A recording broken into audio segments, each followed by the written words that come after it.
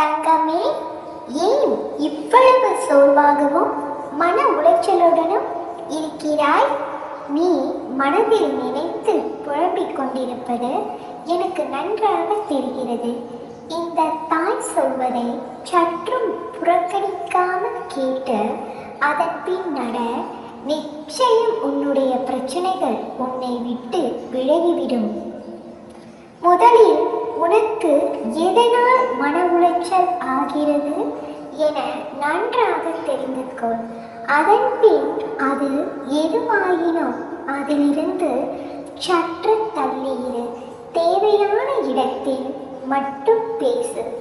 எல்லாவற்றையும் காதில் வாங்காதே.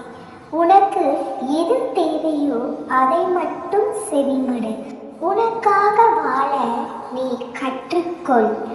உனக்கு பிடித்ததை செய். பிடித்தவர்களோடு நீ வாழு.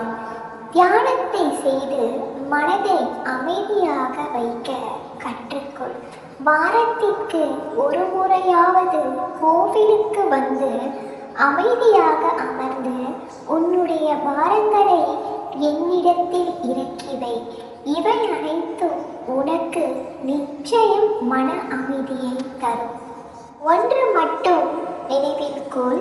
மனதில் வைத்து புலம்பிக் கொண்டு இருப்பதனால் உனக்கு எந்த ஒரு பலனும் இல்லை. அதனால் உன் ஆரோக்கியம்தான் கெடும். இந்த தாய் நான் உனக்காக இருக்கிறேன்.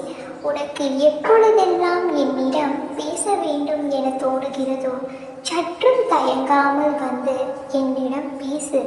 நான் நிச்சயம் அதை செவிமடுத்து உனக்கு தேவையானதை நான் செய்து கொடுப்பேன். கலங்காமல் இரு.